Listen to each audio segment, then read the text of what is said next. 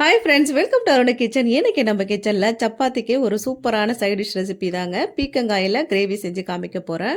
இது நீங்கள் வந்து சப்பாத்திக்கு தொட்டுக்கலாம், கீ ரைஸ் புலாவ் இதுக்கு கூட நீங்கள் சைட் டிஷ்ஷாக தொட்டுக்கலாம். இதுக்கு ஒரு 1/2 கிலோ அளவு பீக்கங்காய் எடுத்திருக்கேன். இது தோலை சீவிட்டு கட் பண்ணி எடுத்து வச்சுக்கலாம். வானலில் 1 ஸ்பூன் எண்ணெய் சேர்த்துக்கோங்க. எண்ணெயில் வந்து ஒரு 4 பெரிய வெங்காயத்தை நீளவாக்கில் கட் பண்ணி எடுத்திருக்கேன். இப்போ வந்து வெங்காயத்தை ஒரு கண்ணாடி பதம் வர அளவுக்கு நல்லா வதக்கிக்கலாம். நீங்கள் இஞ்சி பூண்டு சேர்க்குறதா இருந்தால் இந்த ஸ்டேஜில் சேர்த்துக்கோங்க. நான் வந்து இஞ்சி பூண்டு பேஸ்ட்டாக தான் சேர்க்க போகிறேன். அதனால் இப்போ நான் சேர்க்கலை. ஒரு 3 தக்காளி பழத்தை நல்லா நீல வாக்கில் கட் பண்ணிவிட்டு அதையும் இதோடு சேர்த்து நல்லா வந்து வதக்கிக்கோங்க. வெங்காயம் தக்காளி நல்லா இந்த அளவுக்கு வதங்கினதுக்கப்புறமா கொஞ்சமாக தேங்காய் துருவல் சேர்த்துக்கலாம். தேங்காய் துருவல் சேர்த்துட்டு ஒரு 2 நிமிஷத்துக்கு அடுப்பு சிம்மில் வச்சு நல்லா கலந்துட்டு ஸ்டவ் ஆஃப் பண்ணிவிடுங்க.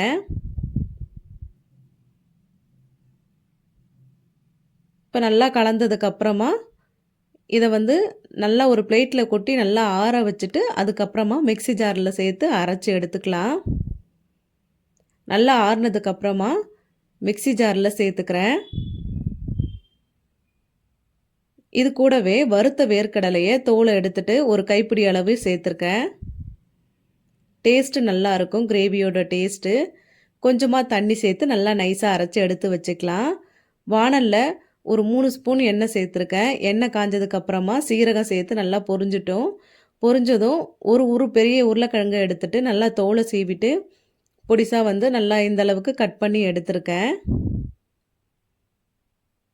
உருளைக்கிழங்கு வந்து ஆப்ஷனல் தான், நீங்கள் வேணும்னா சேர்த்துக்கலாம், இல்லைன்னா வெறும் வந்து பீக்கங்காயை வச்சு செஞ்சுக்கலாம்.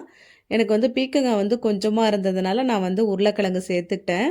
நீங்கள் வந்து உருளைக்கிழங்கை சேர்க்காமையும் வெறும் பீக்கங்காயிலையும் இந்த கிரேவி செய்யலாம். உருளைக்கிழங்கு கொஞ்சம் வதங்கினதுக்கப்புறமா இஞ்சி பூண்டு பேஸ்ட்டு சேர்த்துட்டு நல்லா வந்து கலந்துக்கோங்க. இஞ்சி பூண்டோடைய அந்த பச்சை வாசனை போகட்டும். பீக்கங்காயும் உருளைக்கிழங்கையும் ஒன்றா சேர்க்க முடியாது. ஏன்னா வந்து உருளைக்கிழங்கு கொஞ்சம் வேக டைம் எடுக்கும், பீக்கங்காய் சீக்கிரமாகவே வெந்துடும். அதனால் ஃபஸ்ட்டு உருளைக்கிழங்கை சேர்த்துட்டு அதுக்கப்புறமா வந்து பீக்கங்காயை சேர்த்துக்கலாம். பீக்கங்காயை இந்த அளவுக்கு நல்லா வந்து பெருசாகவே கட் பண்ணி எடுத்திருக்கேன். ஒரு பக்கம் வந்து 4ஆக கட் பண்ணிவிட்டு அதோட பேக் சைடில் வந்து நல்லா வந்து கட் பண்ணாமல் எடுத்துக்கோங்க. இந்த மாதிரி கட் பண்ணோன்னா பீக்கங்காய் வந்து உடஞ்சி போகாமல் நம்ம கிரேவி வந்து கடைசி வரைக்கும் அப்படியே வந்து முழுசாகவே இருக்கும். சாப்பிடவும் நல்லா டேஸ்ட்டாக இருக்கும், சீக்கிரமாகவே வெந்துடும். இப்போ பீக்கங்காயை சேர்த்துட்டு நல்லா வந்து கலந்து விட்டுக்கிறேன். பீக்கங்காய் வந்து ஓரளவு வெந்ததுக்கப்புறமா மசாலா பொருள்லாம் சேர்த்துக்கலாம்.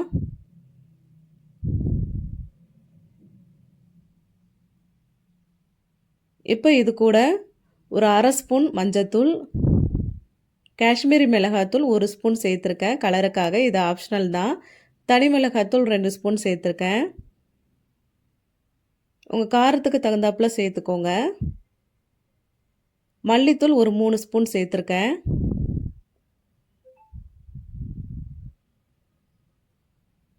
சேர்த்துட்டு தேவையான அளவு உப்பு சேர்த்துட்டு நல்லா வந்து கலந்துக்கோங்க. அடுப்பு வந்து சிம்லே இருக்கட்டும்.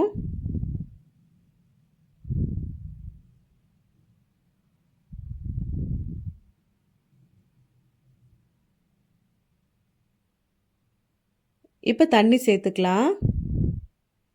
இந்த காயெல்லாம் மூழ்கிற அளவுக்கு தண்ணி சேர்த்துட்டு இந்த பீக்கங்காய் உருளைக்கிழங்கு இதெல்லாம் நல்லா கொஞ்சம் வேகட்டும். மூடி போட்டு அடுப்பு மீடியம் ஹீட்டில் வச்சு நல்லா வேக வச்சுக்கோங்க. ஒரு 3/4 வாசி காயெல்லாம் வெந்ததுக்கப்புறமா அரைச்ச மசாலாவை சேர்த்துக்கலாம். இப்போ வந்து காயெல்லாம் நல்லா வெந்திருக்கு பாருங்கள். இப்போ இந்த ஸ்டேஜில் அரைச்ச மசாலாவை சேர்த்துக்கலாம்.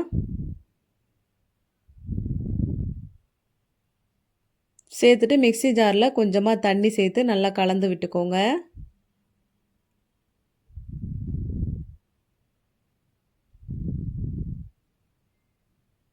இந்த ஸ்டேஜில் உப்பு காரம் எல்லாம் செக் பண்ணிவிட்டு மூடி போட்டு ஒரு 5 நிமிஷம் வெந்தால் போதும். சூப்பராக உங்களுக்கு கிரேவி சூப்பராக ரெடி ஆகிடும்.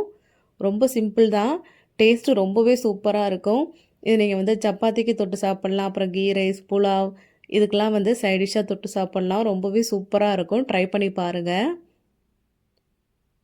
பீர்க்கங்காய பொரியல் செஞ்சு கொடுத்தா குழந்தைங்கள்லாம் விரும்பி சாப்பிட மாட்டாங்க. இந்த மாதிரி கிரேவி செஞ்சு கொடுத்து பாருங்கள். கண்டிப்பாக விரும்பி சாப்பிடுவாங்க. கடைசியாக வந்து ஒரு 2 நிமிஷத்துக்கு முன்னாடி கரம் மசாலா தூள் சேர்த்துட்டு நல்லா கலந்துட்டு திரும்பவும் மூடி போட்டு ஒரு 2 நிமிஷம் வெந்தால் போதும். சூப்பராக உங்களுக்கு ரெடி ஆகிடும். இப்போ ஓப்பன் பண்ணி பார்க்குறேன். நல்லா வந்து சூப்பராக இருக்குது பாருங்கள் கிரேவி.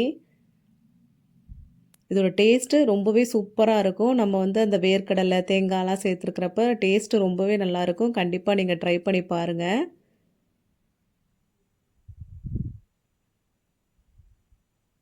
பீர்க்கங்காய இந்த மெத்தடில் ஒரு வாட்டி செஞ்சு கொடுத்துட்டீங்கன்னா கண்டிப்பாக வந்து குழந்தைங்க விரும்பி சாப்பிடுவாங்க. மறுபடியும் பீர்க்கங்காய் கிரேவி வேணும்னு கேட்பாங்க. கண்டிப்பாக நீங்கள் இதை ட்ரை பண்ணி பாருங்கள். கடைசியாக வந்து கொத்தமல்லி தழை தூவிட்டு ஸ்டவ் ஆஃப் பண்ணிடுறேன்.